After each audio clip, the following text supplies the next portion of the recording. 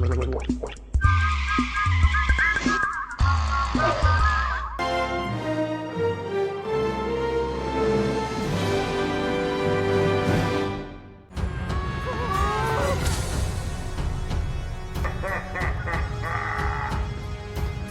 gonna be able to save ourselves, buddy.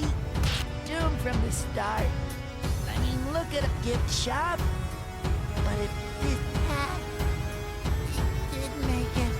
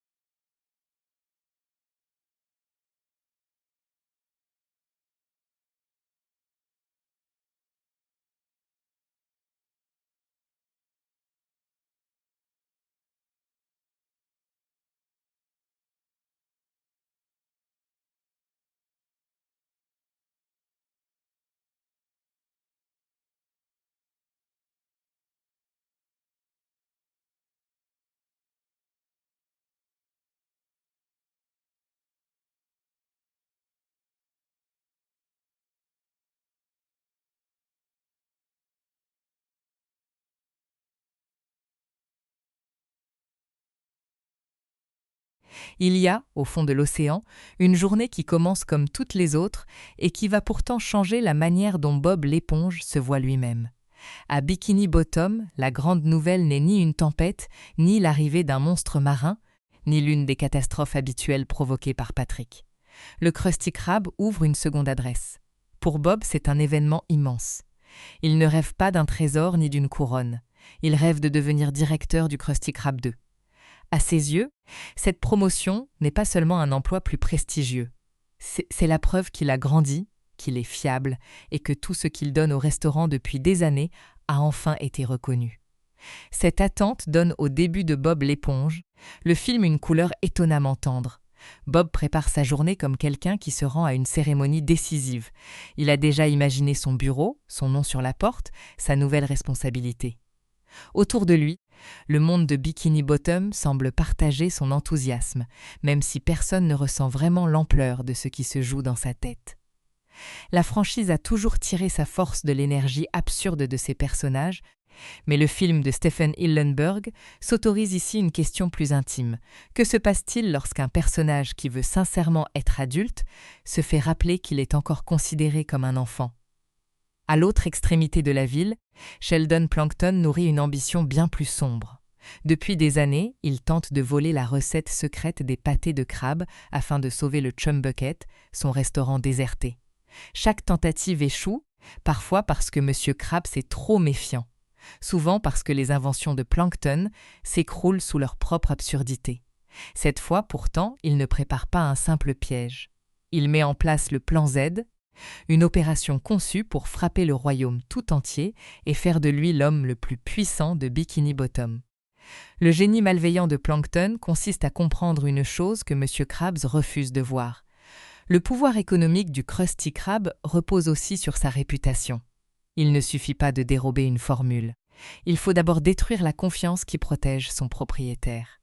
Plankton engage donc un voleur nommé Dennis, personnage massif, silencieux, et beaucoup plus inquiétant que les petits robots ou les gadgets bricolés qui peuplent d'ordinaire son univers.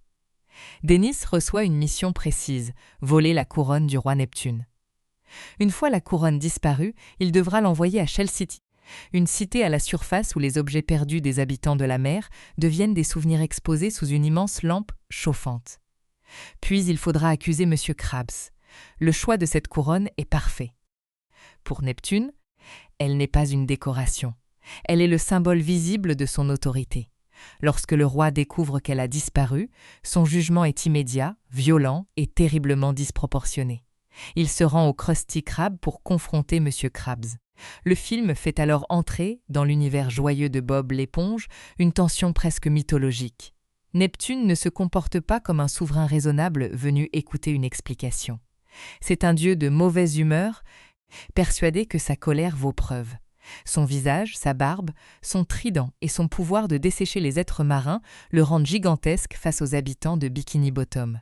M. Krabs nie tout, bien sûr. On peut douter de beaucoup de choses à son sujet, notamment de sa capacité à préférer l'amitié à l'argent, mais voler ouvertement la couronne de Neptune serait un suicide commercial autant qu'un crime. Le problème est que Plankton a placé les apparences contre lui. La couronne a été retrouvée chez Krabs et l'ombre de Shell City plane déjà sur l'affaire. Neptune ne cherche pas d'enquête. Il prononce une condamnation. Monsieur Krabs sera exécuté par dessiccation, à moins que quelqu'un ne rapporte la couronne avant l'aube du 6e jour. Bob assiste à cette scène au moment exact où sa promotion lui échappe. Au lieu de recevoir le poste dont il rêvait, il entend Monsieur Krabs expliquer que le directeur du Krusty Krab 2 sera Carlo Tentacule. La raison invoquée est aussi simple qu'elle est cruelle. Bob est un enfant. Il est compétent, enthousiaste, fidèle, mais pas assez mûr. À peine cette blessure s'est-elle ouverte qu'un défi plus grand apparaît. Bob annonce alors qu'il va sauver M. Krabs.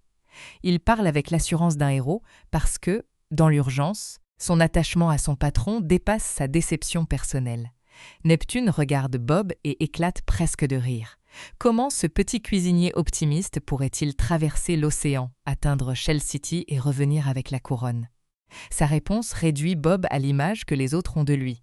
Un gamin qui se prend pour un adulte. C'est une humiliation, mais aussi le point de départ du voyage. Patrick, fidèle à sa logique instable et à son affection totale, décide de partir avec lui. Il ne sait pas vraiment où se trouve Shell City. Il ne connaît pas les dangers du trajet. Il comprend seulement que son meilleur ami a besoin de lui. Cette association entre Bob et Patrick est le cœur émotionnel du film. Leur duo est souvent traité comme une source de chaos, et il l'est encore ici. Pourtant, le scénario leur donne une mission qui oblige chacun à montrer une qualité que les autres personnages méprisent. Bob possède une volonté que personne ne voit parce qu'elle se présente avec un sourire et une chemise carrée. Patrick possède une loyauté qui ne dépend ni de l'intelligence ni de la réussite. Quand ils montent dans le Paddy Wagon, leur véhicule en forme de pâté de crabe, ils quittent pour la première fois le confort de Bikini Bottom sans être protégés par une plaisanterie de quelques minutes. La route est longue, l'ennemi est réel, et l'échec signifie la mort de Monsieur Krabs. Le film prend alors une ampleur que la série ne cherchait pas toujours à atteindre. La ville familière devient un point de départ. Les couleurs de Bikini Bottom s'effacent derrière des paysages plus vides, des routes plus dangereuses, des profondeurs habitées par des créatures inconnues. La mission de Bob et Patrick ressemble à une aventure de héros classique, mais elle garde la logique étrange de leur monde. Le danger surgit parfois sous la forme d'une taverne sinistre, parfois sous celle d'un poisson préhistorique, parfois dans le simple fait que Patrick est capable de transformer une bonne idée en catastrophe. Pendant ce temps, Plankton avance avec une précision effrayante. Dès que Bob et Patrick quittent la ville, ils déclenchent la partie suivante du plan Z. Des seaux en forme de casque sont distribués à toute la population. Ces bucket helmets ressemblent à une promotion anodine du Chum Bucket. En réalité, ils permettent à Plankton de contrôler les habitants et de les transformer en foule docile. La satire est nette sans être lourde. L'homme qui n'a jamais réussi à attirer des clients par la qualité de sa nourriture gagne soudain le pouvoir en donnant à chacun un objet brillant, pratique et prétendument gratuit. La prise de contrôle de Bikini Bottom donne à Plankton ce qu'il a toujours voulu. Mais elle révèle aussi la différence entre posséder un pouvoir et mériter une victoire. Il obtient les rues, les habitants, le Krusty Krab, puis la possibilité de se présenter comme un dirigeant. Il transforme la ville en Planktopolis, une capitale à son image, remplie de statues et de symboles de son ego. Il peut forcer les gens à manger au Chum Bucket, mais il ne peut pas les convaincre d'aimer ce qu'il fait. C'est pourquoi ses gestes de triomphe ont quelque chose de creux. Il a tout organisé pour devenir important, et pourtant il reste un homme minuscule caché derrière une machine de contrôle. À la cour de Neptune, Mindy est l'une des rares personnes à comprendre que la colère de son père est dangereuse. Fille du roi, elle vit au milieu du pouvoir et connaît ses caprices. Elle voit aussi que Bob n'est pas un criminel ni un enfant incapable de comprendre les enjeux. Elle lui donne une information cruciale. Shell City se trouve près de la surface, dans le monde des humains. Pour quelqu'un qui a toujours vécu sous la mer, cette destination est presque abstraite. Elle indique également à Bob et Patrick le chemin à suivre, car la route la plus directe les conduira vers une région que personne de raisonnable ne choisirait de traverser. Le départ des deux amis est modeste, presque ridicule, et c'est exactement ce qui le rend attachant. Ils n'ont ni armure, ni armes, ni carte fiable. Bob conduit avec l'excitation d'un enfant qui réalise enfin une aventure qu'il jouait auparavant dans sa tête. Patrick l'accompagne avec une confiance si totale qu'elle devient un carburant. Il chante, plaisante, imagine déjà le retour glorieux. Le film laisse ce bonheur exister quelques instants, car il sait que la route devra ensuite les dépouiller de cette facilité. Le premier arrêt important les mène au Tug Tug, un bar réservé aux créatures les plus rudes de l'océan. Le nom suffit à faire comprendre qu'ils ne sont plus dans les quartiers tranquilles de Bikini Bottom. À l'intérieur, chaque regard semble avertir Bob et Patrick qu'ils n'ont rien à faire là. Les clients sont énormes, couverts de cicatrices, et l'atmosphère évoque les vieux films de motards ou les tavernes d'aventure, transposés dans un décor sous-marin. Bob, avec son pantalon carré et son optimisme intact, essaie naturellement de se faire discret. Patrick, lui, n'a pas la moindre perception du danger social. La scène fonctionne parce qu'elle ne change pas artificiellement les personnages. Bob ne devient pas soudain un dur à cuire et Patrick ne devient pas stratège. Leur façon de survivre consiste à rester eux-mêmes.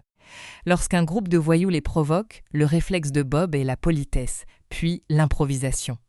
Le réflexe de Patrick est de suivre son ami, même lorsqu'il ne comprend pas ce qu'il fait. Leur danse, absurde et joyeuse, casse l'agressivité de la taverne. Ce n'est pas une victoire par la force. C'est une victoire parce que leur innocence est tellement sincère qu'elle désarme momentanément un monde qui ne sait réagir qu'à la menace.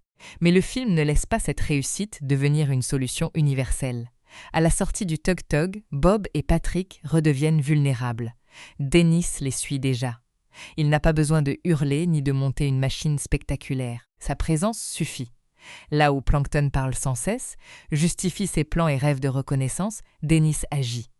Il représente le morceau le plus concret du complot, l'assassin envoyé pour que personne ne revienne avec la preuve de l'innocence de M. Krabs. Avant que Dennis ne puisse les atteindre, la route de Bob et Patrick les conduit vers la tranchée de l'abîme. Le film ne cherche pas à ramener tous les visages connus uniquement par réflexe. Il introduit plutôt un espace dangereux et rappelle que l'aventure ne peut pas toujours être résolue par les règles de Bikini Bottom. La route les mène vers un panneau qui annonce clairement la direction de Shell City. Puis un autre panneau les détourne vers une descente vertigineuse. Bob sait qu'il devrait continuer tout droit. Patrick, attiré par ce qui semble nouveau et excitant, l'encourage à prendre le mauvais chemin. La décision paraît petite. Elle les jette dans la partie la plus noire de leur voyage. La descente vers l'abîme est l'un des moments où l'animation du film joue pleinement avec l'échelle. Les deux héros, d'ordinaire placés dans un décor quotidien, deviennent minuscules au milieu d'une obscurité presque infinie. Leur véhicule finit par s'écraser et ils découvrent une fosse remplie de squelettes. Ce détail est important. Le danger n'est plus seulement annoncé. D'autres voyageurs ont essayé de passer par là. Ils ne sont jamais repartis. Bob, qui voulait prouver qu'il était adulte en assumant une responsabilité, se retrouve devant une réalité qu'aucun enthousiasme ne peut rendre légère. Dans cette fosse règne le Cyclope, une créature monstrueuse que Bob et Patrick aperçoivent d'abord comme une silhouette gigantesque. Le film entretient volontairement le mystère, car l'identité réelle du Cyclope est liée au monde de la surface.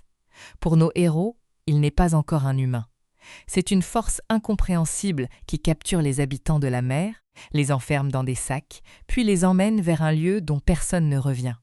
La peur prend ici une forme enfantine mais très efficace. L'ennemi est trop grand, son visage est trop éloigné et le simple fait d'être vu par lui semble fatal. Bob et Patrick échappent de peu à cette menace grâce à une séquence où leur maladresse devient, une fois encore, un moyen de survie. Ils ne battent pas le Cyclope. Ils ne le comprennent même pas encore. Ils fuient. Cette différence compte. Le film construit le courage de Bob non pas comme l'absence de peur, mais comme le refus de rester immobile malgré la peur. Chaque fois qu'il croit avoir prouvé quelque chose, un danger plus grand lui rappelle qu'être adulte ne signifie pas contrôler le monde. Cela signifie continuer à agir quand le monde ne vous doit aucune issue facile. Pendant leur voyage, le temps presse pour M. Krabs. Chez Neptune, la tension devient presque tragique. Le roi continue de s'accrocher à son accusation, car admettre une erreur reviendrait à reconnaître que sa colère a été injuste. Mindy, elle, cherche une autre manière d'aider les deux voyageurs. Elle sait que l'autorité de son père peut écraser n'importe qui, mais elle sait aussi qu'elle ne sauvera pas M. Krabs par une simple discussion. Son rôle n'est pas de résoudre l'aventure à la place de Bob. Elle agit plutôt comme la personne qui voit en lui un potentiel que personne ne veut prendre au sérieux. Mindy est d'ailleurs essentielle à la logique du film. Elle ne traite pas Bob comme un héros accompli. Elle l'encourage parce qu'elle comprend précisément ses limites. Quand elle le regarde, elle ne voit ni un enfant incapable ni un guerrier invincible. Elle voit quelqu'un de bon, d'obstiné et prêt à apprendre. Cette nuance permet au film de parler de maturité sans transformer Bob en une version froide ou arrogante de lui-même. Grandir ne sera pas, pour lui, devenir Carlo. Ce sera réussir à tenir debout sans renier ce qui fait sa personnalité. Le voyage se poursuit à travers des espaces qui élargissent le monde du film sans le remplir de simples décors. Bob et Patrick découvrent que l'océan n'est pas entièrement conçu autour de leurs petites habitudes.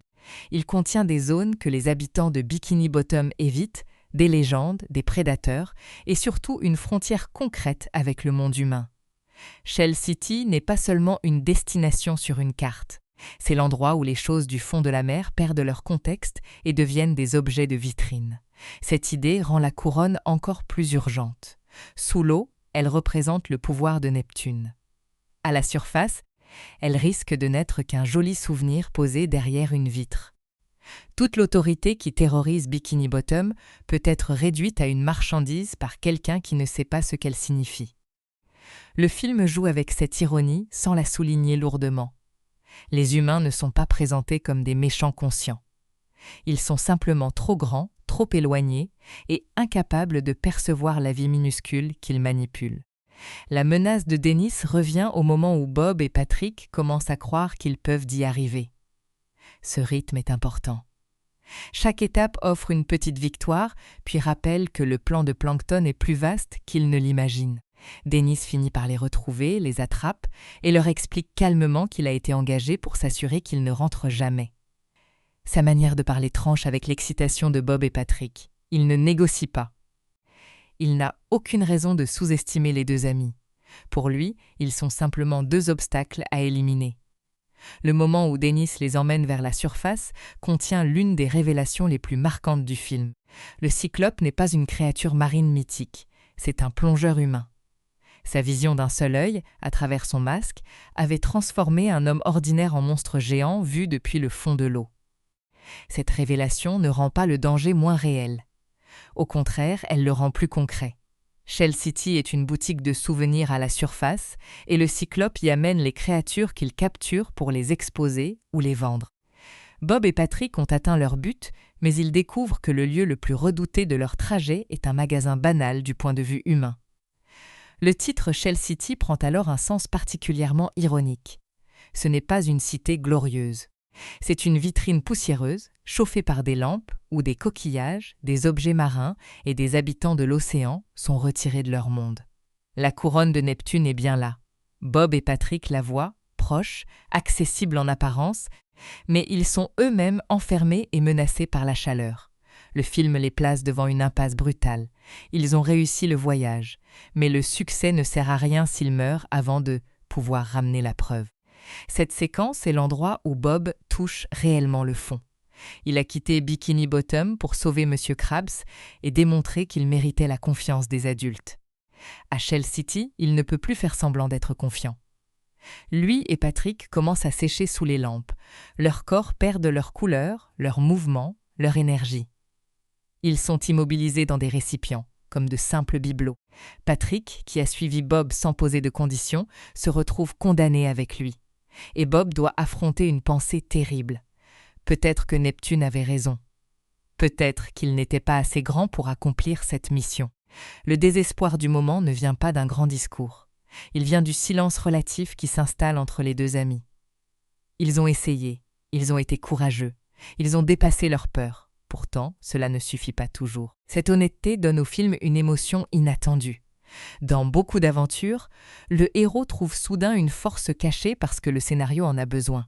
Ici, l'étincelle naît d'un souvenir plus simple. Bob se rappelle ce que signifie être soi-même, même lorsque les autres utilisent ce mot pour vous rabaisser. Mindy apparaît alors d'une façon presque magique, grâce à une larme qui atteint Bob. Elle lui offre une dernière chance, non pas en effaçant le danger, mais en lui donnant la force de le traverser. Bob et Patrick reçoivent la moustache de l'homme qui les fait se sentir adultes. La plaisanterie est évidente, car cette moustache est un accessoire absurde, mais l'idée qui l'accompagne ne l'est pas. Bob n'a pas besoin d'imiter la dureté ou le cynisme des adultes qui l'ont jugé. Il doit accepter que son enthousiasme n'est pas une faiblesse. Il peut agir avec joie, avec imagination, et tout de même porter une responsabilité immense. À partir de là, le film prépare son retournement le plus réjouissant. Bob et Patrick ne deviennent pas soudain des combattants impeccables. Ils retrouvent leur énergie, leur capacité à rêver, leur façon très personnelle d'affronter le danger. Lorsque Dennis tente une dernière fois de les tuer, le combat prend une forme comique mais libératrice. Le tueur, jusque-là présenté comme inévitable, est vaincu parce qu'il ne comprend rien à la logique de ses adversaires. Il s'attend à de la peur et rencontre deux amis capables de transformer un moment de panique en élan collectif. La couronne est enfin récupérée. Pourtant, le film ne considère pas cette réussite comme le dernier obstacle. Il reste le retour. L'océan est vaste, Neptune est prêt à exécuter Monsieur Krabs et Plankton contrôle déjà Bikini Bottom. Les héros doivent donc remonter à bord du Pattywagon et rentrer avant qu'il ne soit trop tard. La promesse de départ se transforme. Il ne s'agit plus seulement de faire revenir une couronne. Il faut rapporter la vérité dans une ville où le mensonge est devenu le système même du pouvoir. Sur le chemin du retour, Bob et Patrick croisent à nouveau la route de leurs anciens ennemis du Tug Tug. Cette fois, la relation a changé. Les voyous reconnaissent les deux amis. Ils ne les respectent pas parce que Bob a pris un ton plus dur ou parce que Patrick a réussi à paraître intelligent. Ils les respectent parce qu'ils savent maintenant jusqu'où ils sont allés. L'aventure a laissé des traces visibles. Les héros n'ont pas perdu leur singularité, mais le monde a enfin vu leur détermination. Cette reconnaissance prépare le retour à Bikini Bottom, où Plankton a achevé son coup d'État. Planktopolis est la caricature d'un empire construit par quelqu'un qui cherche désespérément à prouver son importance. Les habitants portent des sceaux sur la tête. Les rues obéissent à des symboles de contrôle. Le Chum Bucket est devenu le centre d'un monde où personne n'a choisi de venir. Plankton possède enfin le restaurant qu'il enviait, la ville qu'il n'avait jamais su conquérir et la recette qu'il croyait désirer depuis toujours. Pourtant, même au sommet de sa victoire, il reste obsédé par Bob et Patrick. Leur simple survie menace tout son récit. Quand les deux amis reviennent, personne ne les accueille comme des sauveurs. La population est sous contrôle. Monsieur Krabs est toujours en danger. Neptune n'est pas devenu plus patient. C'est là que Bob doit faire face à la dernière version de l'accusation qui le poursuit depuis le début. Il serait un enfant. Il a une couronne, une preuve, des amis, et pourtant il reste petit au milieu d'un système entier contrôlé par Plankton. Le film ne lui demande pas de devenir gigantesque. Il lui demande de trouver une manière de réveiller ceux qui ont oublié qu'ils pouvaient résister. La réponse arrive par la musique. Ce choix semble absurde, et c'est précisément la beauté de la scène. Bob chante Goofy Goober Rock, une reprise rock du thème associé à son plaisir le plus enfantin. Plankton veut utiliser ce détail pour l'humilier. Il pense qu'aimer les Goofy Goobers est la preuve définitive que Bob ne mérite pas d'être considéré comme adulte. Bob accepte le mot, mais refuse sa définition. Oui, il aime ce qui est simple, sucré, bruyant et joyeux. Oui, il est capable de garder cette part de lui-même. Cela ne lui retire ni son courage ni sa capacité à sauver les autres. La chanson devient une arme parce qu'elle casse le dispositif psychologique de Plankton. Le contrôle par les sceaux repose sur la passivité. Chaque habitant est isolé dans une obéissance mécanique. La musique de Bob réintroduit le mouvement, le rire et le souvenir d'une identité propre. Les casques explosent ou se détachent, les citoyens se réveillent et le pouvoir de Plankton commence à s'effondrer. Là encore, le film ne suggère pas que la joie résout magiquement tous les problèmes. Il montre que Plankton a bâti sa victoire sur une population à laquelle il a retiré toute spontanéité. Le retour de cette spontanéité suffit à révéler la fragilité de son règne. Neptune reçoit finalement sa couronne. Monsieur Krabs est sauvé. Plankton est démasqué et son plan Z s'écroule avec une rapidité à la mesure de son arrogance. Mais la résolution la plus importante se joue entre Bob et Monsieur Krabs. Après avoir vu ce que son employé a accompli, Krabs comprend qu'il a confondu maturité avec apparence. Bob n'est pas devenu adulte parce qu'il a cessé d'être enthousiaste. Il l'est devenu parce qu'il a choisi de répondre à une responsabilité impossible, parce qu'il a protégé ses amis et parce qu'il a continué quand tout indiquait qu'il devait abandonner. Le poste de directeur du Krusty Krab 2 revient donc à Bob. La récompense est satisfaisante parce que le film ne la présente pas comme une simple correction de l'injustice du début. Bob a dû gagner cette reconnaissance sans se trahir. Carlo, de son côté, perd une promotion qu'il n'avait pas vraiment demandée avec le même enthousiasme. Sa frustration reste fidèle au personnage, mais elle ne vole pas la conclusion. Le vrai changement est chez Bob. Au départ, il voulait le poste pour recevoir une étiquette d'adulte. À la fin, il peut l'occuper parce qu'il a compris que l'étiquette n'est pas le cœur de la maturité. Ce parcours explique pourquoi le film a marqué tant de spectateurs bien au-delà de la série. Sorti en 2004 et réalisé par Stephen Hillenburg, le long-métrage reprend les voix qui avaient rendu les personnages immédiatement reconnaissables, notamment Tom Kenny pour Bob, Bill Fagerbakke pour Patrick, Clancy Brown pour Monsieur Krabs, Roger Bumpass pour Carlo et Mr. Lawrence pour Plankton. Mais il ne se contente pas d'allonger un épisode. Il ouvre le monde, augmente les conséquences et donne à ses figures les plus absurdes une aventure qui les oblige à se définir autrement. L'animation participe beaucoup à cette impression de passage à une autre échelle. Bikini Bottom conserve ses formes rondes, ses couleurs vives et son énergie de dessin animé, tandis que Shell City introduit une sensation plus froide, plus réelle, presque inquiétante. Le contraste entre les personnages en animation et le monde humain renforce la vulnérabilité de Bob et Patrick. Sous l'eau, ils occupent l'écran. À la surface, ils deviennent des êtres fragiles qui peuvent finir dans un aquarium ou sous une lampe. Le film n'abandonne jamais son humour, mais il sait employer ce décalage visuel pour faire ressentir le risque. L'autre grande réussite est Plankton. Il reste ridicule, jaloux, excessif, toujours prêt à savourer une tirade sur son propre génie. Pourtant, le plan Z le rend plus efficace que jamais. Il comprend les faiblesses de Neptune, la confiance de Monsieur Krabs dans son entreprise, le besoin de Bob d'être reconnu et l'indifférence des habitants face à un objet gratuit. Son échec final ne vient pas d'un manque d'intelligence. Il vient de son incapacité à imaginer que les qualités qu'il méprise puissent devenir une force. Il juge Bob enfantin, et c'est cette joie enfantine qui brise son empire. Le film ne prétend pas que tous les adultes sont injustes ou que l'enfance est automatiquement pure. Neptune est puissant mais impulsif. Monsieur Krabs est adulte mais aveuglé par ses propres critères. Plankton est brillant mais incapable d'empathie. Mindy est jeune mais lucide. Bob et Patrick sont immatures à bien des égards, mais leur fidélité et leur courage sont réels. Cette distribution des qualités rend le message beaucoup plus vivant qu'une morale donnée de l'extérieur.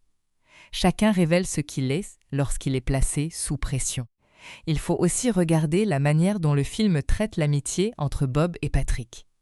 Patrick n'est pas seulement l'acolyte chargé de faire une bêtise à intervalles réguliers. Il est le témoin de toute la transformation de Bob. Lorsqu'il suit son ami vers Shell City, il ne le fait pas parce qu'il évalue rationnellement les chances de réussite. Il le fait parce que personne ne devrait faire ce voyage seul.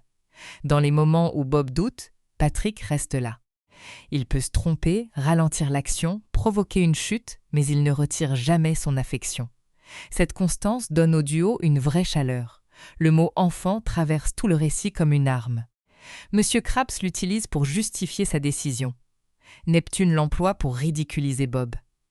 Plankton s'en sert pour essayer de réduire son ennemi à une faiblesse. Pourtant, le film ne répond jamais que Bob doit rejeter ce qu'il aimait enfant. Il répond qu'il doit apprendre à ne pas laisser le regard des autres décider seul de sa valeur. C'est une différence importante. Bob ne gagne pas parce qu'il cache son enthousiasme. Il gagne parce qu'il le transforme en énergie au service d'une mission réelle. La dernière image du Krusty Krab 2 referme donc l'histoire avec une simplicité juste. Bob retrouve les fourneaux, les pâtés de crabe, la cadence qu'il connaît. Mais ce retour au quotidien n'est plus le même. Il n'est plus seulement le garçon qui rêve d'un poste derrière une porte de bureau. Il a traversé l'abîme, affronté un assassin, vu le monde humain, survécu à Shell City, rendu une couronne à Neptune et libéré Bikini Bottom. Son lieu de travail paraît petit après cela, mais il n'est pas insignifiant. C'est l'endroit où il choisit de mettre sa joie et ses responsabilités. Bob l'éponge. Le film reste ainsi une aventure où le plus grand danger n'est pas le cyclope, Dennis, ou même la colère de Neptune. Le danger le plus profond est de croire qu'il faut devenir quelqu'un d'autre pour être pris au sérieux. Bob commence son voyage en cherchant l'approbation. Il le termine en ayant prouvé, aux autres comme à lui-même, qu'une personne peut être drôle, sensible, naïve par moments, et néanmoins capable de faire ce qu'il faut lorsque tout s'effondre autour d'elle. C'est cette idée, portée par l'humour, la musique et l'extravagance de Bikini Bottom, qui donne au film sa force durable. Pour mesurer ce que cette aventure apporte, il faut revenir au premier désir de Bob. Sa demande n'a rien de spectaculaire. Il ne réclame pas le royaume de Neptune, il ne cherche pas à devenir une célébrité, il ne veut même pas échapper au fourneau du Krusty Krab. Il veut diriger une seconde salle de restaurant. Ce rêve est si précis qu'il paraît presque touchant de banalité. Bob a déjà choisi ce que serait, selon lui, une vie adulte réussie. Une chemise propre, une responsabilité officielle, une équipe à organiser et la confiance de M. Krabs. Le film comprend très bien que les ambitions ordinaires peuvent contenir autant d'émotions que les quêtes de héros. La décision de M. Krabs est donc plus douloureuse qu'elle n'en a l'air. Il ne refuse pas Bob parce qu'il l'a vu échouer. Il le refuse à cause d'une impression générale, d'une idée vague sur l'âge et le sérieux. Carlo reçoit la promotion sans avoir démontré plus de désir ou de compétences pour ce poste. Il incarne simplement ce que Krabs associe à l'adulte. Une voix lasse, une attitude détachée, une capacité à ne pas s'émerveiller. Ce choix dit beaucoup sur le regard que les personnages portent sur Bob. Son enthousiasme est si visible qu'il finit par masquer son professionnalisme. On ne lui fait pas confiance parce qu'il semble heureux de travailler. Ce malentendu donne une profondeur particulière au personnage de M. Krabs. Il aime Bob à sa manière, c'est évident. Il apprécie son efficacité, ses pâtés de crabe, sa loyauté. Mais son rapport au monde passe toujours par ce qui peut être compté, possédé ou affiché. Une promotion devient un symbole de statut. La maturité devient un costume social. Il ne se demande pas ce qui fait réellement la force de Bob lorsque le restaurant traverse ses journées les plus folles. Le kidnapping de la couronne et la menace de Neptune vont l'empêcher de corriger son erreur tout de suite, mais le film prépare cette correction depuis le premier instant. Face à lui, Plankton poursuit l'objectif inverse. Il ne cherche pas à être reconnu comme adulte. Il cherche à être reconnu comme supérieur. Le Chum Bucket n'est pas seulement un établissement qui fonctionne mal. C'est la blessure permanente de Plankton. Tous les jours, il voit les clients faire la queue chez son rival, attiré par une recette qu'il ne peut ni copier ni comprendre. Son intelligence technique, ses machines et ses plans sont réels, mais il ne compense pas son incapacité à offrir quelque chose que les habitants désirent réellement. Il interprète ce rejet comme une injustice commise contre lui, alors qu'il refuse de regarder la part qu'il y prend. Le plan Z pousse cette frustration jusqu'à la démesure. Plankton n'essaie plus de gagner un client à la fois. Il veut supprimer le choix. Cette différence transforme la petite rivalité commerciale de la série en complot politique. En faisant accuser M. Krabs, il retire du jeu celui qui possède la recette et la confiance du public. En trompant Neptune, il utilise l'autorité la plus puissante de l'océan. En distribuant les bucket helmets, il s'empare des consciences sans demander d'adhésion. Tout son projet repose sur une conviction. Les gens ne lui donneront jamais volontairement ce qu'il veut, donc il a le droit de le prendre. Le fait que Plankton choisisse un casque en forme de seau n'est pas un détail décoratif. Un seau sert normalement à contenir, à transporter, à recueillir. Dans son plan, il devient une prison posée directement sur la tête des habitants. L'objet est grotesque, presque drôle, au premier regard, ce qui le rend d'autant plus fidèle au monde de Bob l'éponge. Mais son effet est sérieux. Les citoyens cessent de penser ensemble, d'argumenter, de bouger librement. La ville continue d'exister, mais elle perd ce qui en faisait une communauté. Le rire et le mouvement deviennent des gestes programmés. L'ironie la plus forte est que Bob part avant de voir Plankton gagner. Il quitte Bikini Bottom avec la conviction qu'il doit sauver M. Krabs d'une accusation absurde. Il ignore encore que sa mission est aussi la seule chose qui peut empêcher toute la ville de tomber. Cela évite au film de transformer son héros en sauveur abstrait. Bob ne se lance pas sur la route parce qu'il veut devenir une légende. Il part pour quelqu'un qu'il connaît, dans un lieu qu'il aime. Le destin de Bikini Bottom se greffe ensuite sur ce lien très concret. Patrick donne à cette impulsion une forme immédiatement humaine. Il ne pose pas la question que poserait une personne prudente. Pourquoi 2 habitants de Bikini Bottom, sans équipement et sans plan sérieux, devraient-ils être chargés de récupérer une couronne royale ? Il demande, en substance, où il faut aller. Il est facile de rire de son manque de logique. Pourtant, cette absence de calcul fait aussi de lui le partenaire idéal pour Bob à ce moment précis. Bob vient d'être blessé par la manière dont les adultes mesurent sa valeur. Patrick ne mesure rien. Il l'accompagne parce qu'il le considère déjà comme quelqu'un qui mérite de réussir. Le Paddy Wagon résume bien cette alliance. Le véhicule est ridicule, personnalisé, peu rassurant. Il ne ressemble pas à l'équipement d'une expédition héroïque. Mais il est construit à partir de ce que Bob connaît le mieux, l'univers du Krusty Krab. Là où d'autres héros recevraient une épée, un cheval ou un vaisseau imposant, Bob avance dans une machine qui rappelle un pâté de crabe. Le film ne lui retire pas son monde familier pour le rendre plus sérieux. Il l'emporte avec lui, puis teste sa capacité à s'en servir au-delà de ses limites. La route vers Shell City construit cette épreuve en plusieurs mouvements. D'abord, Bob et Patrick sortent de Bikini Bottom avec une confiance presque excessive. Ils ont une destination, une mission et une chanson. Puis ils rencontrent des lieux dont les règles ne leur appartiennent pas.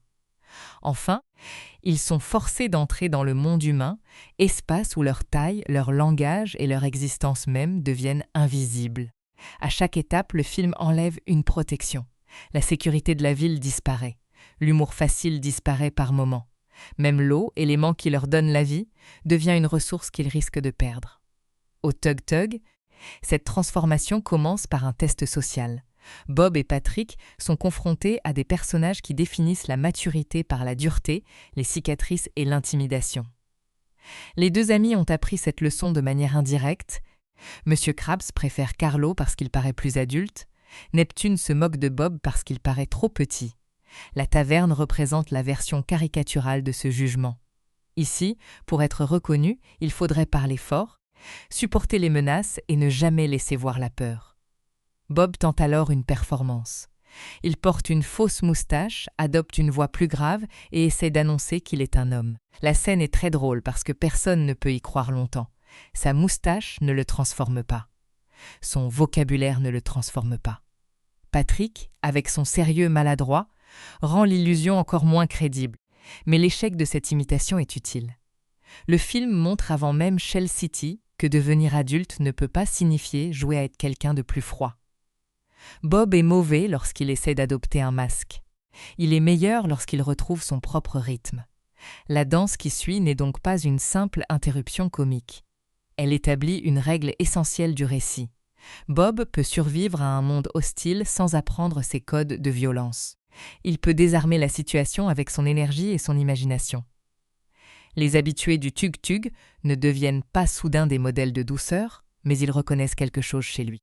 Il y a du courage dans le fait de ne pas se laisser définir par le regard le plus agressif de la pièce. Le film garde le ton absurde de la scène, mais il prépare la logique du final musical.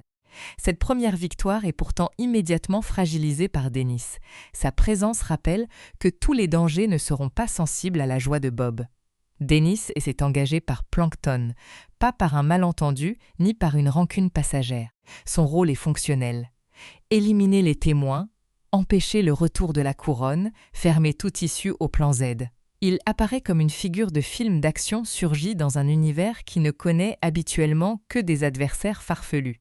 Son visage fermé, sa silhouette imposante et surtout sa botte gigantesque donnent à chaque apparition un poids visuel clair.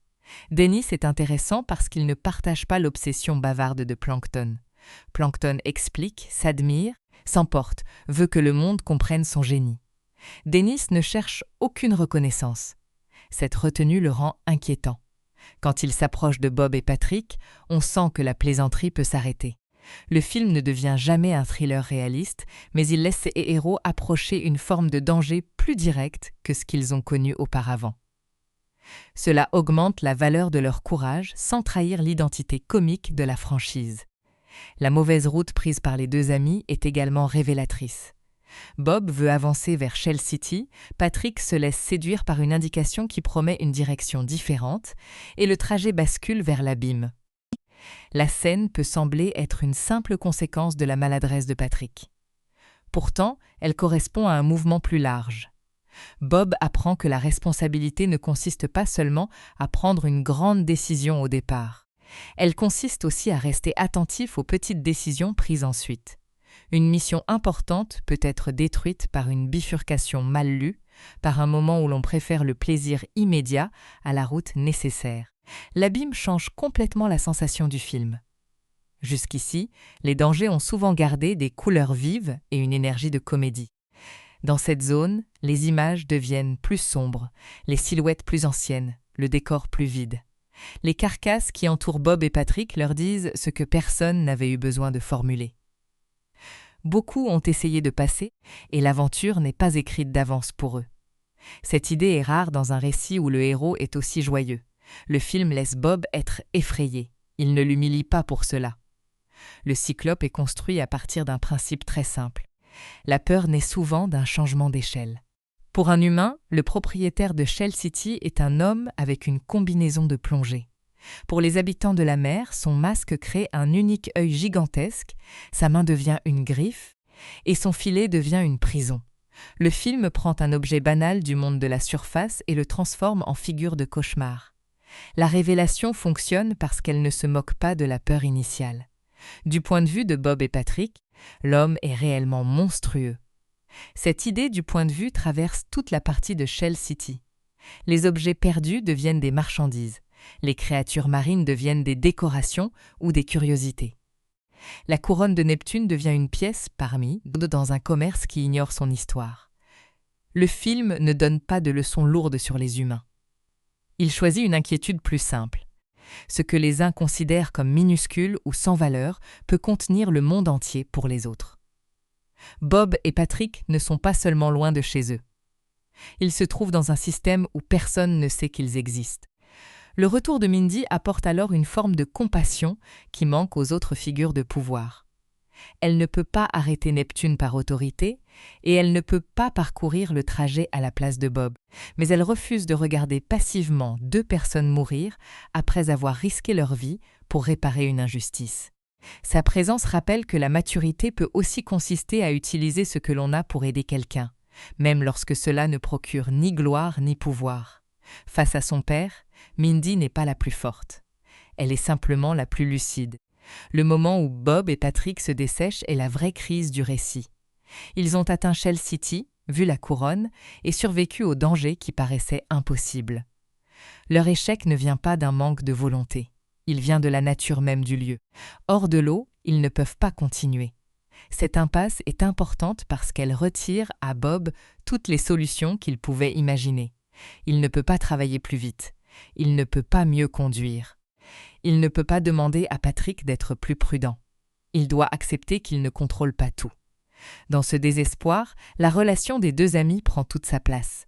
Patrick ne dit pas qu'ils auraient dû rester chez eux. Bob ne rejette pas la faute sur Patrick. Ils ne réécrivent pas leur voyage pour chercher le moment où tout a mal tourné. Ils se tiennent simplement face à ce qui semble être la fin. Cette retenue rend le passage plus fort que de grands discours sur l'amitié. Le film sait que le lien entre eux a été prouvé par le trajet entier. Il n'a pas besoin de le surligner. La solution apportée par Mindy a l'apparence d'une fantaisie, mais elle déclenche un changement intérieur déjà en cours. Les fausses moustaches d'homme ne sont pas des objets magiques qui donnent à Bob de la force. Elles lui permettent de comprendre qu'il n'a jamais eu besoin de mépriser ce qu'il est pour agir avec courage. Tout au long du film, les adultes autour de lui ont associé l'enfance à l'incompétence. Bob a fini par adopter cette croyance et par la retourner contre lui-même. À Shell City, il réalise que sa capacité à aimer, à chanter, à imaginer et à faire confiance n'est pas la preuve qu'il est faible. Le film prend alors un risque amusant. Il fait de l'un de ses symboles les plus absurdes, le Goofy Goober, un élément décisif de la résolution. Le Goofy Goober représente le plaisir enfantin de Bob, ce qu'il pensait devoir cacher pour être pris au sérieux. Plankton l'utilisera plus tard comme une insulte. Bob, lui, finit par le revendiquer. Cette réappropriation ne veut pas dire qu'il refuse de grandir. Elle veut dire qu'il refuse une définition de la croissance fondée sur la honte. Une personne peut avoir des responsabilités et conserver ce qui la rend vivante. Lorsque Bob et Patrick récupèrent la couronne, le film offre une forme de victoire qui leur ressemble. Ils ne deviennent pas des héros stylisés. Ils restent maladroits, excités, capables de se laisser emporter par une idée. Pourtant, ils sont désormais capables de mesurer l'enjeu de leurs actes. La couronne n'est plus une mission abstraite confiée par Neptune. C'est la seule preuve qui peut sauver M. Krabs et faire tomber le mensonge de Plankton. Bob ne la tient pas comme un trophée. Il la tient comme une responsabilité qu'il doit rapporter. La présence de David Hasselhoff appartient à la même logique de changement d'échelle que le Cyclope, mais dans une tonalité inverse. Là où l'humain de Shell City apparaît d'abord comme un monstre, Hasselhoff devient un allié improbable, presque une force de la nature qui aide Bob et Patrick à rentrer chez eux. Le film assume pleinement le décalage entre l'animation et la présence humaine. Cette apparition n'a pas besoin d'être réaliste. Elle fonctionne comme un rêve d'enfant devenu moyen de transport, un héros gigantesque, surgissant au moment où les héros minuscules n'ont plus aucune solution classique. Ce choix explique aussi pourquoi le film ne ressemble pas à un long épisode étiré. Il se permet des images que la série n'avait pas besoin d'explorer. Une route sous-marine qui mène vers l'inconnu, un abîme peuplé de menaces, une boutique humaine vue comme une prison, un sauveteur réel propulsé à travers l'océan. L'univers de Bob l'éponge a toujours pu accueillir l'absurde. Le long-métrage utilise cette liberté pour construire une aventure qui paraît plus grande sans perdre son ton. Pendant l'absence de Bob et Patrick, le succès de Plankton devient de plus en plus visible. Il ne se contente pas de contrôler les habitants, il met en scène son pouvoir. Planktopolis est la ville d'un homme qui veut que chaque rue confirme son importance. Cette obsession est sa faiblesse. Un dirigeant sûr de lui n'aurait pas besoin de voir son visage partout. Plankton, lui, transforme chaque élément de Bikini Bottom en preuve qu'il a enfin vaincu Monsieur Krabs. Ce spectacle révèle la fragilité de sa conquête. Il a besoin qu'elle soit regardée pour y croire lui-même. Le Chum Bucket occupe une place centrale dans cette revanche. Pendant des années, Plankton a vécu juste à côté du Krusty Krab, assez près pour observer son rival et assez loin pour ne jamais participer à son succès. En prenant le contrôle de la ville, il force les habitants à entrer chez lui. Mais ce triomphe ne répond pas à ce qu'il désirait réellement. Il voulait que les gens choisissent ses produits, que son restaurant devienne indispensable, que son talent soit reconnu. Le contrôle mental lui donne des clients, mais aucun regard sincère. Il obtient les corps, jamais l'adhésion. Cette opposition entre Bob et Plankton structure le film plus profondément qu'une simple bataille entre héros et méchants. Bob est parfois naïf, mais il inspire les autres parce qu'il leur laisse leur liberté. Patrick le suit de son plein gré. Mindy l'aide parce qu'elle croit en lui. Même les clients du Tug Tug changent de regard sans qu'il les force. Plankton, lui, obtient l'obéissance par des machines. Il ne sait imaginer aucune relation qui ne soit pas une victoire sur quelqu'un. Lorsque Bob libérera la ville, il ne lui enlèvera pas seulement une couronne ou un restaurant. Il prouvera que Plankton ne comprend pas ce qui fait tenir une communauté. Le retour à Bikini Bottom est ainsi plus tendu que le départ. Au commencement, Bob devait traverser l'océan. À la fin, il doit entrer dans une ville qui n'est plus vraiment la sienne. Les rues sont pleines de visages familiers, mais chacun est recouvert du même sceau. Monsieur Krabs est toujours soumis au jugement de Neptune. Carlo, Sandy, Gary et les autres habitants sont présents, mais aucun ne peut agir librement. La victoire de Bob et Patrick à Shell City aurait pu constituer la fin d'un autre film. Ici, elle n'est que la condition nécessaire pour affronter ce qui a poussé Plankton à lancer tout son plan. Le face-à-face final avec Plankton fonctionne parce que Bob ne dispose pas d'une arme supérieure. Plankton possède les casques, les habitants contrôlés et une machine capable de transformer la ville en armée. Bob arrive avec la couronne et une identité qu'il vient à peine d'accepter. Son avantage est moins visible, mais il est plus difficile à neutraliser. Il ne se laisse plus piéger par le mot « enfant ». Quand Plankton tente de le ramener à cette humiliation, Bob ne cherche pas à prouver qu'il aime soudain les choses sérieuses. Il montre que le mot n'a plus le pouvoir de lui faire honte. Goofy Goober Rock devient le point d'explosion de cette idée. La chanson reprend tout ce que Bob aurait pu considérer comme embarrassant. Une glace, une mascotte, une joie bruyante, une musique sans retenue. Mais elle transforme cette joie en énergie collective.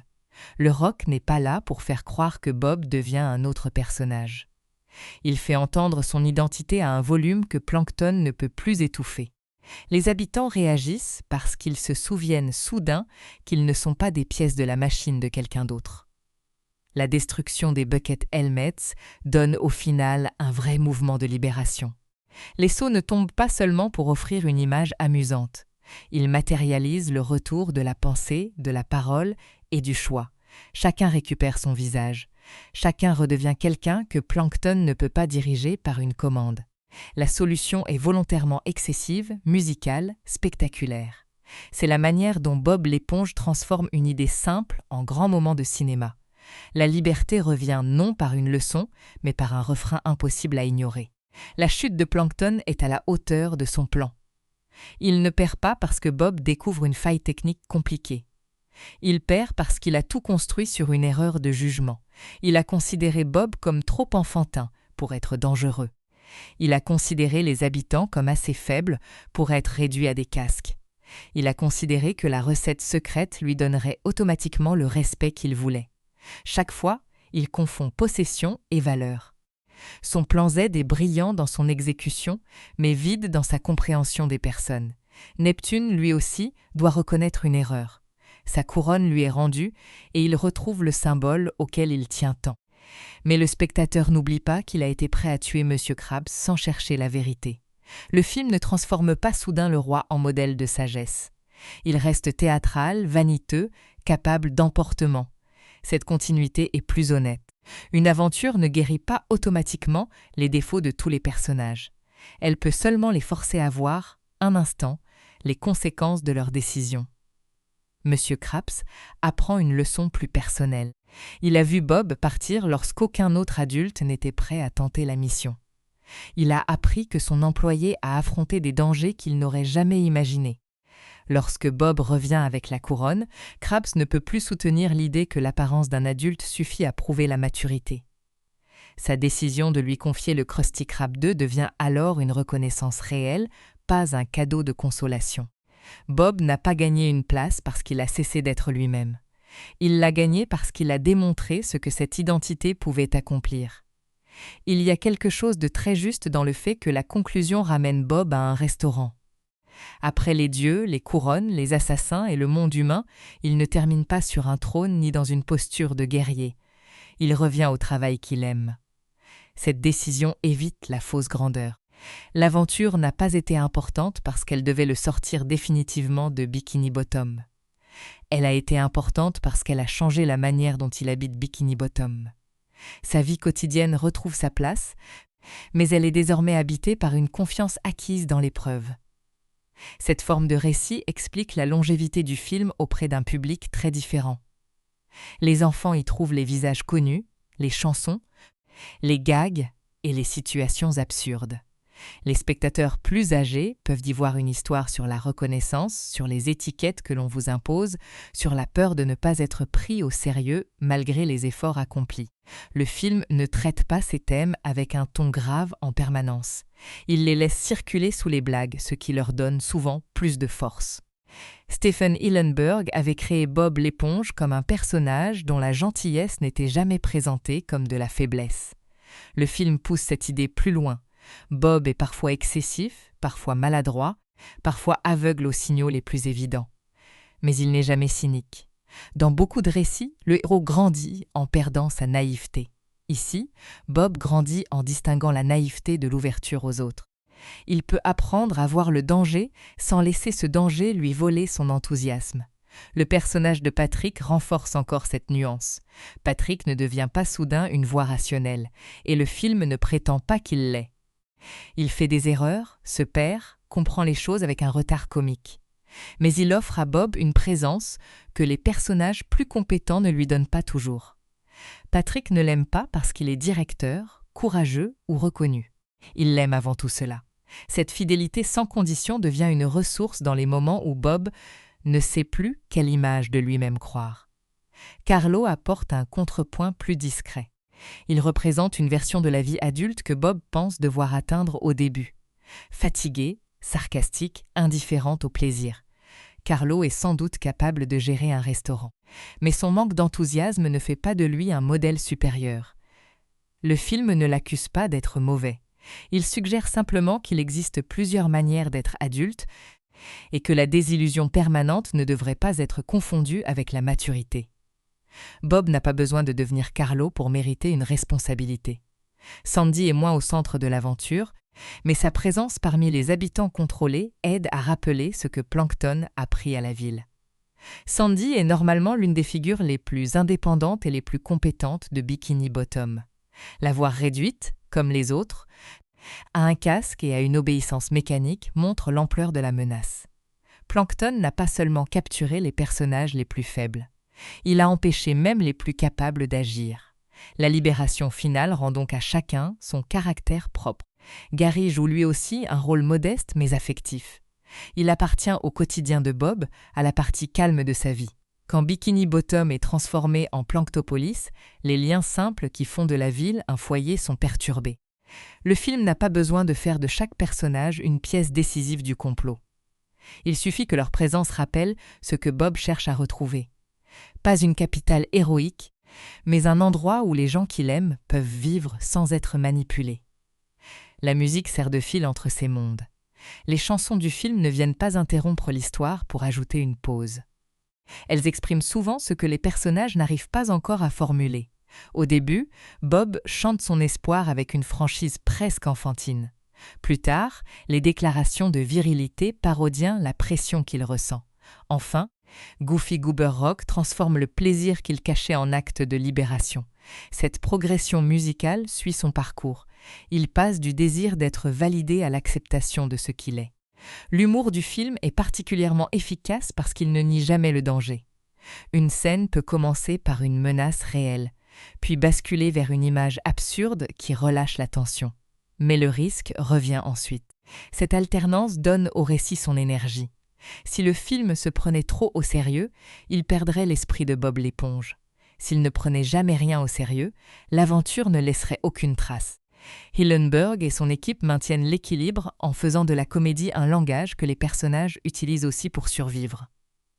Shell City concentre cet équilibre. La boutique possède quelque chose de banal, mais elle est terrifiante pour ceux qui y sont enfermés. Les éléments les plus simples de la surface, les bocaux, les lampes, les étagères, prennent une dimension oppressante. Puis le film trouve encore de la place pour des réactions exagérées et des détails visuels absurdes.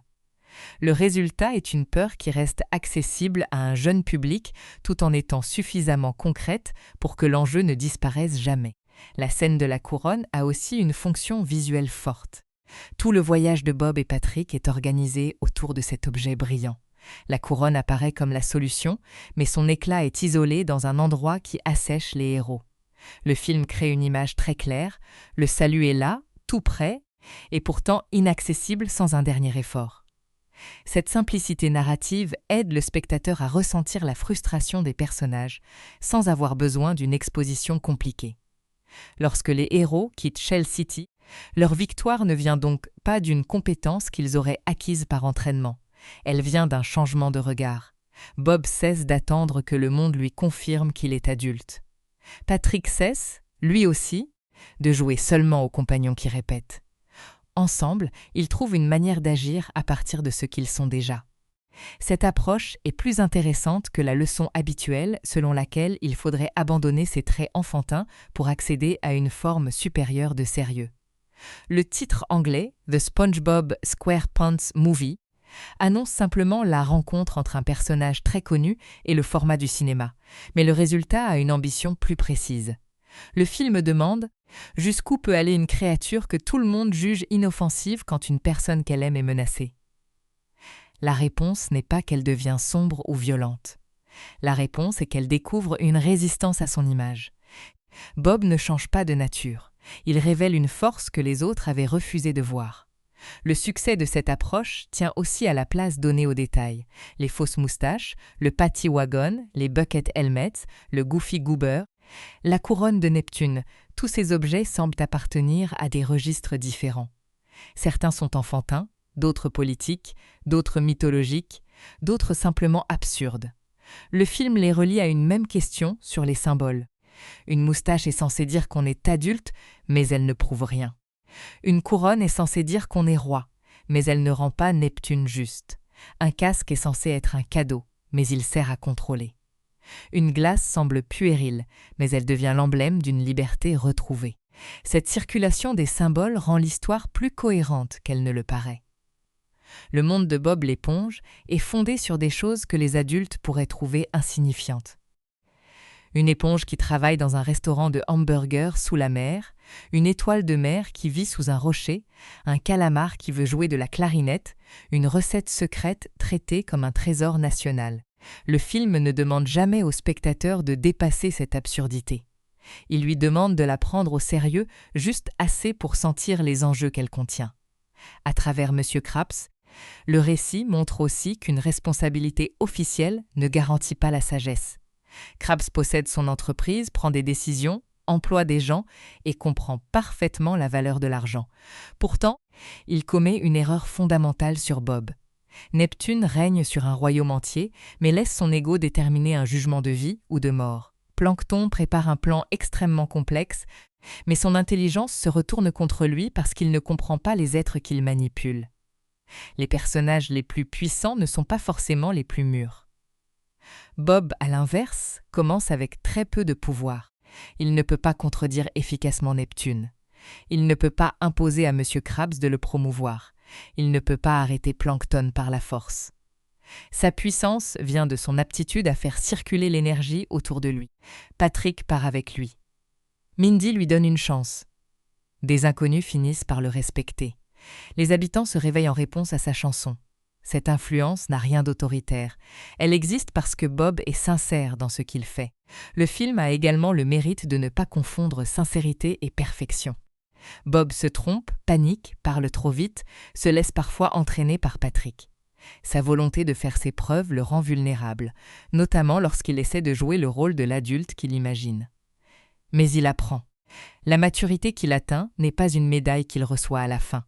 C'est la capacité de reconnaître une peur, de demander de l'aide, de continuer après une erreur et de ne pas abandonner ses proches. Plankton offre le miroir opposé.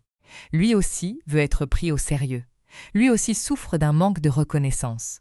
Mais il répond à cette blessure en cherchant à humilier et à contrôler les autres. Là où Bob transforme son besoin de validation en engagement, Plankton le transforme en vengeance. Cette comparaison est discrète, car le film ne fait jamais asseoir les deux personnages pour leur expliquer qu'ils se ressemblent. Pourtant, elle structure le récit. Deux figures sous-estimées cherchent à prouver quelque chose au monde. L'une choisit la loyauté, l'autre choisit la domination. Le final donne à cette opposition une réponse joyeuse, mais pas vide. Plankton a choisi les machines, les casques, la peur et la propagande. Bob choisit une chanson ridicule qu'il aime vraiment. Sur le papier, le rapport de force paraît absurde. Dans le film, il est logique. La technologie de Plankton fonctionne seulement tant que les habitants ont perdu le contact avec eux-mêmes. La chanson de Bob fonctionne parce qu'elle leur rend ce contact. La victoire n'est donc pas celle d'un bruit plus fort contre un autre bruit. C'est celle d'une identité assumée contre un système qui demandait à chacun de l'effacer. Voilà pourquoi l'image de Bob avec sa guitare est devenue si mémorable. Elle ne représente pas seulement une scène spectaculaire. Elle concentre le voyage entier. Le garçon qui voulait une moustache pour paraître adulte se montre devant toute la ville avec ce qu'il aimait déjà quand les autres le regardaient comme un enfant. Il n'attend plus que Plankton, Neptune ou M. Krabs lui disent ce qu'il vaut. Il agit et son action devient la réponse. Après la chute de Plankton, le film ne cherche pas à prolonger artificiellement la victoire par une nouvelle menace. Il revient à son idée centrale. Bob reçoit enfin le poste de directeur.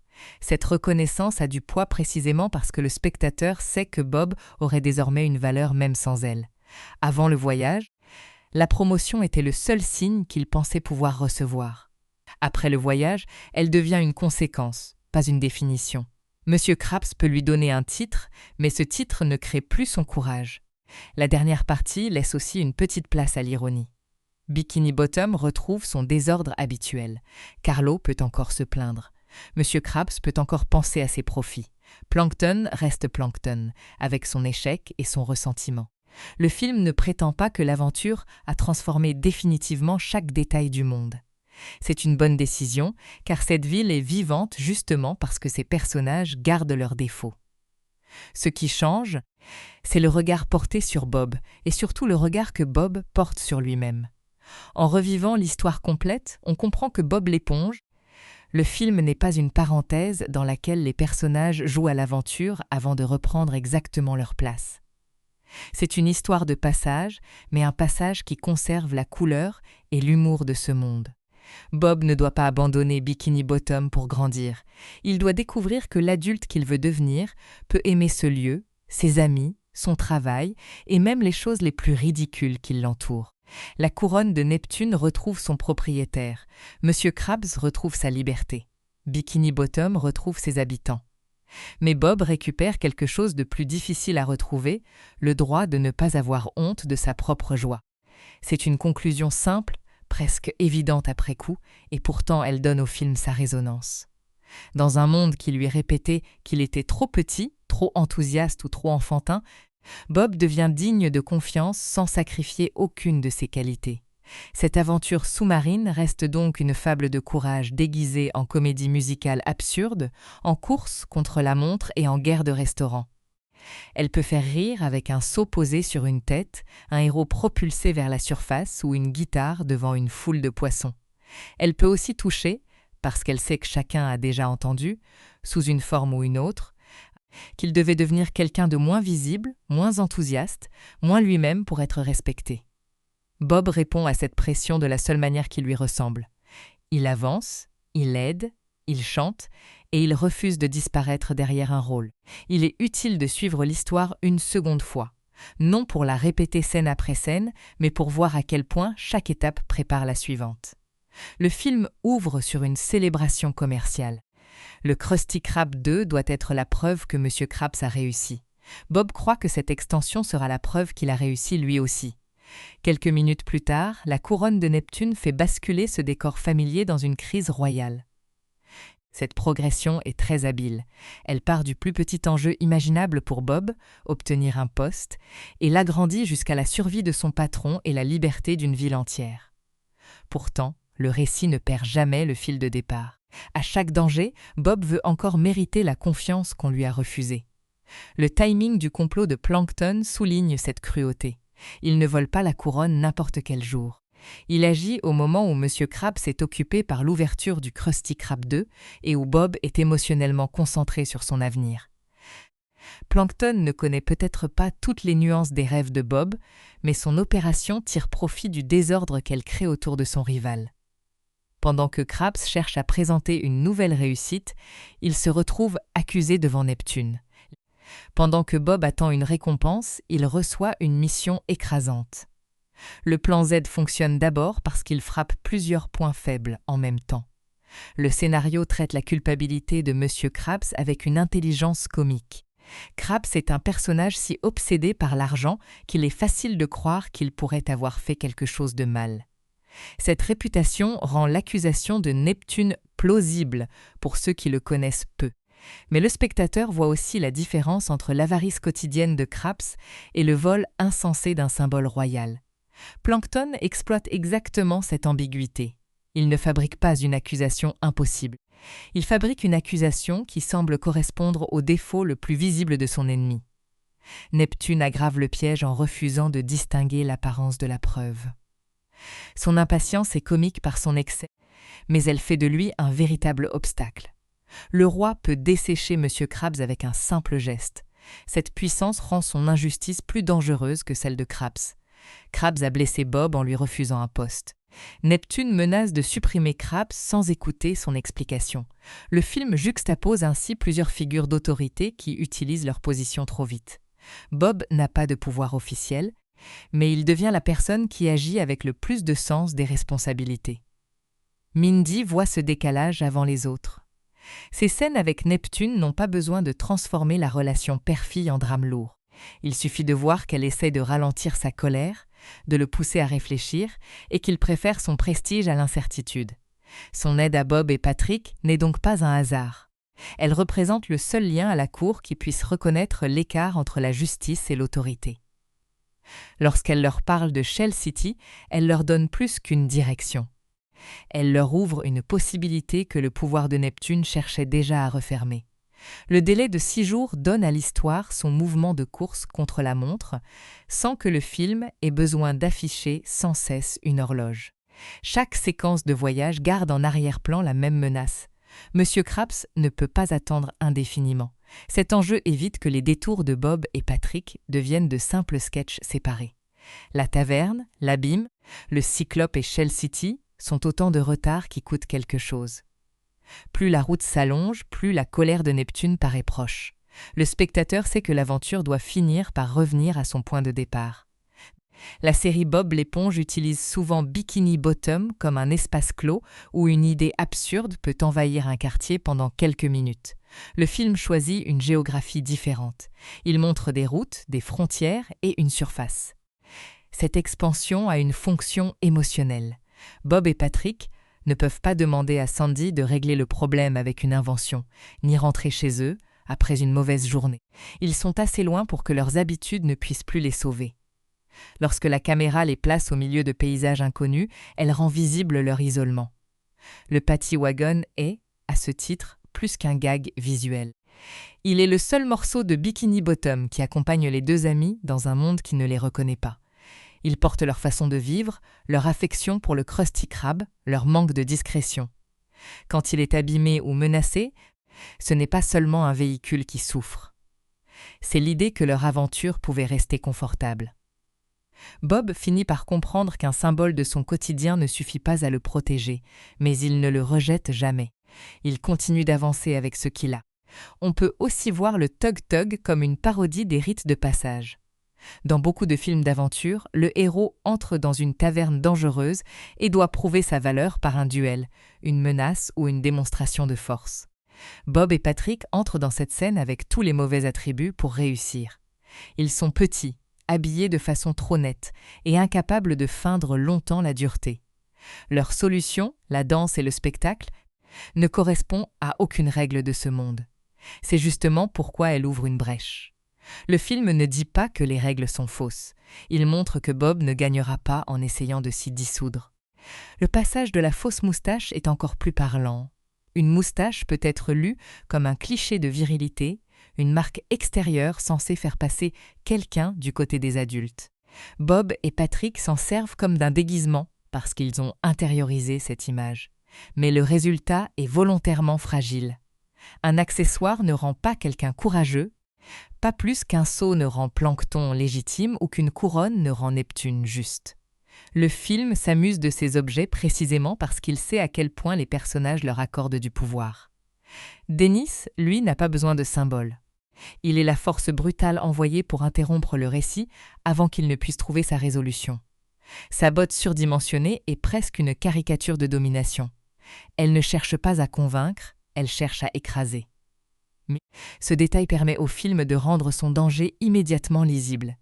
Bob et Patrick ne doivent pas résoudre une énigme psychologique pour comprendre Dennis. Ils doivent lui échapper. Sa simplicité contraste avec les inventions compliquées de Plancton et rend le complot plus crédible dans les limites de cet univers. Il est également révélateur que Dennis ne soit pas le vrai cerveau de la menace.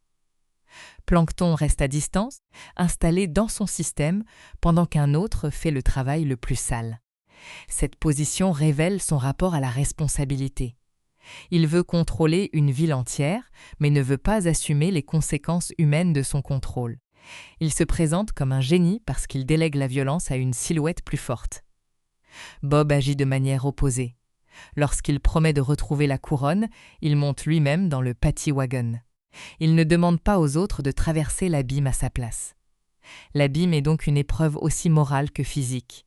Bob a déjà affirmé qu'il était capable de mener une mission. Dans l'obscurité, cette affirmation cesse d'être un discours. Il doit prendre des décisions avec peu d'informations et accepter que Patrick dépende de lui. Il n'est pas parfait. Il a peur, il hésite, il ne maîtrise pas la route. Mais il ne renonce pas à son ami pour sauver sa propre peau. Cette fidélité est l'une des preuves de maturité les plus concrètes du film. Être responsable ne signifie pas toujours savoir quoi faire. Cela peut signifier refuser de laisser quelqu'un derrière soi. La découverte du cyclope repose sur une peur très ancienne. Être observé par quelque chose dont on ne comprend pas les intentions. Bob et Patrick aperçoivent un œil énorme, des mouvements lourds, des ombres qui transportent des victimes. Leur imagination comble immédiatement les vides.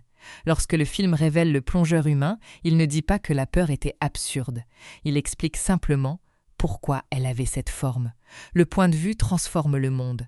Le spectateur, placé avec les héros, a ressenti la même disproportion avant de connaître l'explication. Cette révélation est aussi une preuve de l'ambition visuelle du long-métrage. Le monde de la surface introduit une texture et une échelle différentes. Les personnages animés gardent leur style, Mais ils sont confrontés à des mains, des vitrines et des objets humains qui semblent presque trop solides pour eux. Le contraste produit à la fois de l'humour et de l'inquiétude. Une lampe chauffante devient une menace mortelle. Un magasin de souvenirs devient une forteresse. Un adulte anonyme devient un cyclope. Le film n'a pas besoin de grandes explications pour que cette logique soit claire. Shell City donne au récit une image de captivité qui reste accessible sans être édulcorée. Les créatures marines y sont séparées de leur environnement, rangées et exposées. Bob et Patrick connaissent enfin la destination. Mais ils ne peuvent pas respirer librement, bouger comme avant ni repartir avec la couronne. La proximité de leur objectif rend l'échec possible plus cruel. Ils ont prouvé qu'ils étaient capables de voyager, mais la réussite n'est jamais garantie par l'effort seul. C'est ce qui donne du poids à leur découragement. La réaction de Bob à cet échec évite cependant la leçon trop simple selon laquelle il suffit de croire très fort en soi. Il doute. Il pense qu'il n'était peut-être pas un homme après tout. Cette phrase est triste parce qu'elle montre que le jugement de M. Krabs et de Neptune est entré en lui. Le danger extérieur a réveillé une blessure intérieure.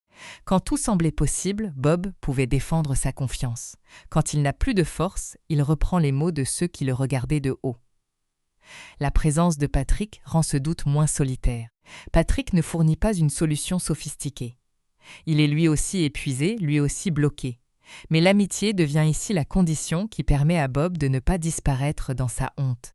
Le film n'a pas besoin de faire prononcer à Patrick une déclaration parfaite.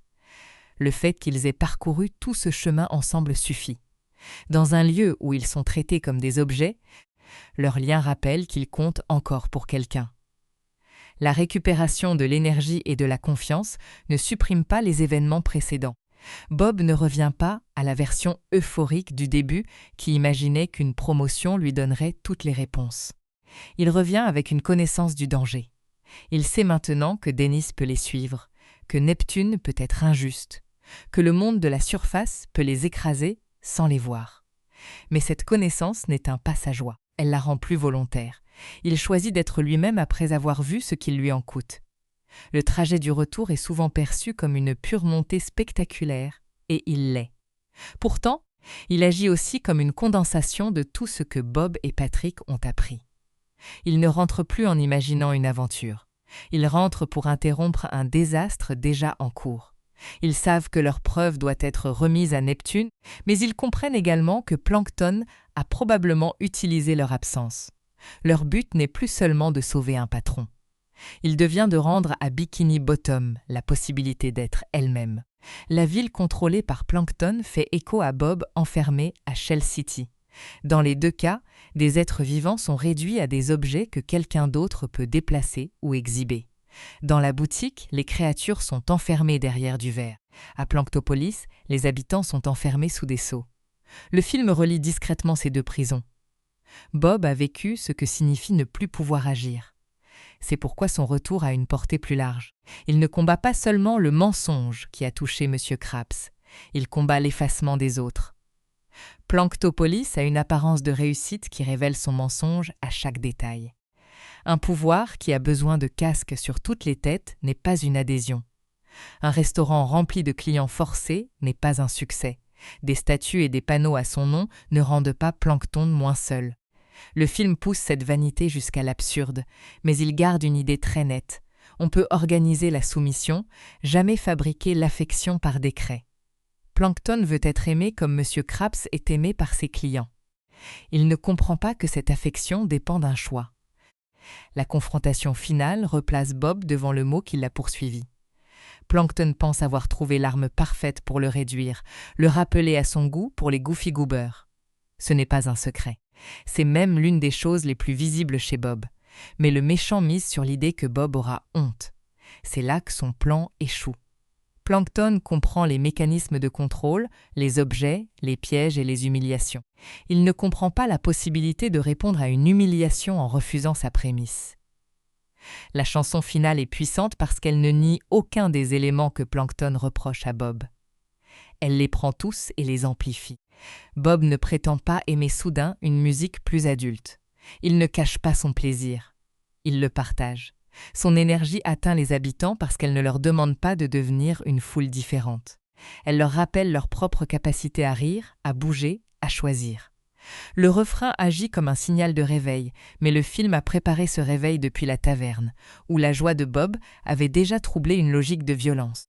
Ce lien entre le tog-tog et le concert final est essentiel. Dans les deux scènes, Bob entre dans un environnement qui le juge inadapté. Dans les deux scènes, il pourrait choisir de se déguiser ou de se soumettre au code du lieu. Et dans les deux scènes, son salut vient du moment où il abandonne l'imitation. La différence est l'échelle. Au tug-tug, il gagne l'attention de quelques inconnus. À Bikini Bottom, il rend leur liberté à une population entière. Le film prend une leçon locale et la transforme en résolution du récit. La couronne retrouve Neptune au même moment où les casques tombent, ce qui crée une double réparation. L'ordre politique revient parce que la preuve du complot est là. L'ordre humain ou marin revient parce que les habitants récupèrent leur esprit. Mais le film ne confond pas ces deux choses. Neptune peut remettre sa couronne et rester imparfait. La population peut être libérée et retrouver ses habitudes. L'important est que Plankton ne possède plus le moyen de décider à leur place. Le retour de la liberté ne demande pas un monde sans défauts. Il demande un monde où les défauts peuvent à nouveau être les leurs. Pour Bob, la promotion finale évite donc le piège du simple rêve réalisé. Oui, il reçoit le poste qu'il désirait. Oui, le Krusty Krab 2 ouvre avec lui comme directeur. Mais le public sait que sa victoire aurait été complète, même si M. Krabs avait tardé à le reconnaître. Cette nuance rend la dernière scène plus touchante. Bob n'est pas sauvé par un titre. Il a déjà démontré sa valeur. Le titre arrive enfin parce que l'adulte qui le lui refusait a été obligé de revoir ses critères. Dans une critique attentive, il faut souligner la manière dont le film transforme les défauts de Bob en outil narratif. Son enthousiasme le rend facile à sous-estimer, mais il l'aide à mobiliser les autres. Son imagination le fait parfois paraître immature, mais elle lui permet de trouver des réponses hors des règles établies. Son attachement au Krusty Krab ressemble au début à une dépendance, à l'approbation de M. Krabs, mais il devient la source de son courage lorsque Krabs est menacé. Le film ne gomme pas ses faiblesses. Il les replace dans un contexte où elles peuvent devenir des qualités. La même précision se retrouve chez Plankton. Son intelligence est indéniable. Il organise le vol, l'accusation, la distribution des casques et la prise de contrôle de la ville. Cette compétence rend son échec plus intéressant qu'un simple échec de méchant maladroit. Plankton échoue parce que sa vision du monde est trop étroite. Il croit que tout peut être réduit à une formule, à une commande ou à un rapport de force. Il ne prévoit pas que Bob puisse transformer une fragilité apparente en force collective, car il ne reconnaît de valeur que dans ce qu'il peut posséder. L'écriture donne aussi une fonction claire aux chansons. Elles ne sont pas ajoutées pour ralentir l'histoire ou pour flatter le souvenir de la série. La première exprime l'attente de Bob. Les numéros liés à la virilité caricaturent sa peur de rester un enfant. Le morceau final résout cette peur. Il y a une trajectoire musicale aussi nette que la trajectoire d'action. Pour un film qui parle de quelqu'un accusé d'être trop enfantin, il est logique que la réponse vienne d'une mélodie assumée au lieu d'un discours sévère. La présence de voix familières contribue à maintenir cette continuité émotionnelle. Tom Kenny donne à Bob une énergie qui peut passer très vite de l'enthousiasme pur au doute sincère. Bill Fagerbakke permet à Patrick de rester déroutant sans cesser d'être aimant. Clancy Brown garde à M. Krabs son mélange d'autorité et de cupidité. Roger Bumpass rend Carlo immédiatement reconnaissable, même quand le personnage n'est pas au centre de l'action. Mr. Lawrence donne à Plankton une nervosité et une ambition qui font exister le méchant au-delà du simple gimmick. Le film élargit l'univers sans casser ses voies intérieures. Le choix de faire apparaître des éléments du monde réel renforce l'impression de long métrage. La surface n'est pas seulement un autre décor. Elle représente une perspective qui échappe totalement aux règles de Bikini Bottom. Les personnages peuvent être des héros dans leur ville, mais ils restent vulnérables devant une main humaine ou une lampe. Cette idée ajoute du vertige à l'aventure. Elle rappelle que même l'univers le plus familier possède une frontière derrière laquelle les choses changent de taille et de sens. On comprend alors pourquoi Shell City reste l'une des portions les plus mémorables du film. C'est le lieu où l'histoire change de registre sans perdre son identité. Le magasin peut paraître banal à un adulte, mais il est une cité funéraire pour les personnages qui y sont exposés. Cette inversion de point de vue est l'un des meilleurs gestes de mise en scène du récit. Elle donne une vraie inquiétude à un univers qui refuse de devenir cynique. Le danger est ressenti, puis traversé, sans que la lumière particulière de Bob l'éponge disparaisse.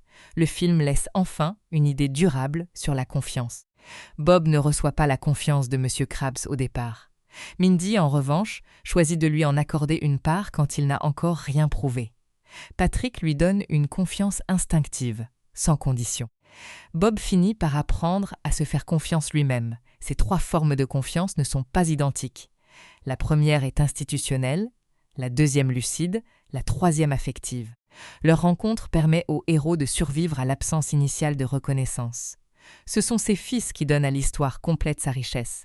La couronne apporte l'aventure. Le plan Z apporte la menace. Dennis apporte la pression immédiate.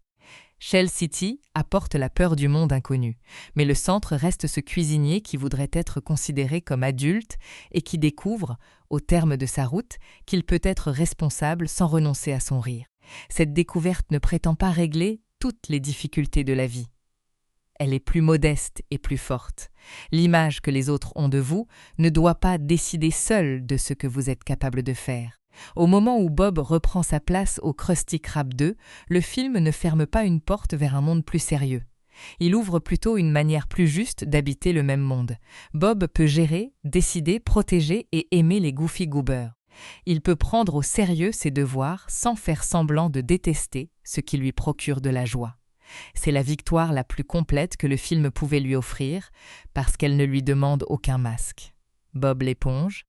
Le film mérite ainsi d'être revu comme une grande aventure d'animation, mais aussi comme le récit très précis d'une humiliation transformée en force. La couronne, les casques, le cyclope et le concert final ne sont pas de simples morceaux de spectacle. Ils servent tous cette progression. Bob part pour prouver qu'il est assez grand. Il revient en sachant que grandir ne consiste pas à devenir moins Bob. Il revient capable d'assumer une responsabilité immense et capable de le faire avec la même sincérité qui faisait rire les autres au début. Cette conclusion explique aussi la place particulière du film dans l'héritage de la série. Il ne cherche pas à corriger Bob l'éponge en le rendant plus sombre, plus cool ou plus ironique pour justifier le passage au cinéma. Il fait le pari inverse. Plus le danger grandit, plus les qualités qui semblaient les moins impressionnantes chez Bob deviennent essentielles. Sa gentillesse lui apporte des alliés. Son énergie lui permet de refuser l'abattement. Son goût des choses simples devient le langage qui libère une ville. Le film prend un personnage connu pour son exubérance et démontre qu'elle peut porter une aventure de grande ampleur. La réalisation comprend également que l'émotion doit naître d'images très lisibles. Le spectateur n'a jamais besoin de se perdre dans une mythologie compliquée. Une couronne doit être retrouvée. Un innocent doit être sauvé. 2 amis doivent traverser un monde dangereux. Une ville doit être réveillée. Cette clarté laisse de la place aux idées plus fines. Le regard des autres, la différence entre autorité et justice. La valeur d'une joie qui refuse d'être humiliée. Même lorsqu'il bascule dans le spectaculaire, le film garde la simplicité qui rend ses personnages accessibles. La fin ne promet donc pas que Bob ne sera plus jamais traité comme un enfant. Carlo continuera sans doute à soupirer, Monsieur Krabs a compté son argent et Plankton a rêvé de nouveaux plans. Ce qui a changé est plus solide. Bob sait maintenant que l'opinion des autres peut se tromper. Il a vu des figures puissantes se montrer injustes, des inconnus devenir des alliés et une peur gigantesque perdre son mystère dès qu'on comprend son point de vue. Il ne dépend plus entièrement de l'image qu'on lui renvoie. Dans cette dernière scène au Krusty Krab 2, la promotion ne ressemble plus à un costume ou à une fausse moustache. Elle est la reconnaissance d'un chemin parcouru. Bob peut accueillir les clients, organiser son espace et reprendre son travail avec la même attention qu'avant. Mais cette attention porte désormais une histoire complète. Il sait ce qu'il vaut lorsque les choses tournent mal. Il sait que Patrick sera là même lorsque le plan paraît impossible. Il sait qu'une ville entière peut se laisser enfermer par un mensonge et qu'un geste sincère peut commencer à la libérer. Voilà ce qui fait de Bob l'éponge le film bien plus qu'une longue escapade remplie de gags. C'est une course contre la montre où l'humour donne du courage, une aventure où les objets les plus ridicules deviennent des symboles, et une histoire qui refuse de faire de la douceur une faiblesse. Lorsque Bob chante devant Planctopolis, il ne nie pas le danger qu'il vient de traverser. Il lui répond avec ce qu'il possède de plus authentique. La couronne revient à Neptune, Bikini Bottom se réveille, et Bob obtient enfin le poste qu'il espérait. Mais la vraie victoire est déjà acquise, il a découvert qu'il n'avait jamais eu besoin de cesser d'être lui-même pour mériter la confiance. Cette résolution garde toute sa puissance parce qu'elle ne cherche pas à faire oublier les épreuves. Bob a connu le refus, l'injustice, la peur, l'épuisement et le doute. Il ne les efface pas avec une récompense finale, il les traverse, puis les transforme en mémoire. Quand il retourne derrière le comptoir, il n'est pas un héros éloigné de son quotidien. Il est un habitant de Bikini Bottom qui comprend mieux ce que son quotidien représente. Le Krusty Krab n'est plus seulement l'endroit où il attend une approbation. C'est le lieu où il peut exercer la responsabilité qu'il a apprise sur la route, entouré de ses amis, avec la même joie assumée. C'est cette alliance entre aventure immense et retour au simple qui donne au film sa dernière note, à la fois drôle, chaleureuse et pleinement satisfaisante. Au terme de cette histoire, le rire ne sert jamais à fuir la réalité. Il permet à Bob de la traverser sans perdre ce qui le rend courageux. C'est pourquoi son voyage continue de toucher. Sous les couleurs vives et les chansons, il affirme qu'une vraie maturité commence lorsque l'on cesse de demander pardon d'exister avec enthousiasme, lorsque le monde entier le prend pour un enfant sans raison réelle.